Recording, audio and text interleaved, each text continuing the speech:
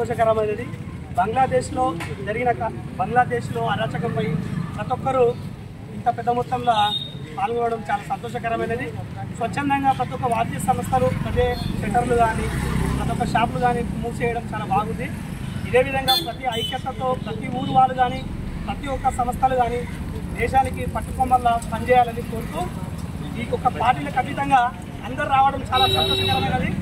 దీనిపై మీరు అందరూ కూడా స్పందించడం చాలా గొప్పది. విజయవంతం చేసిన కార్యక్రమానికి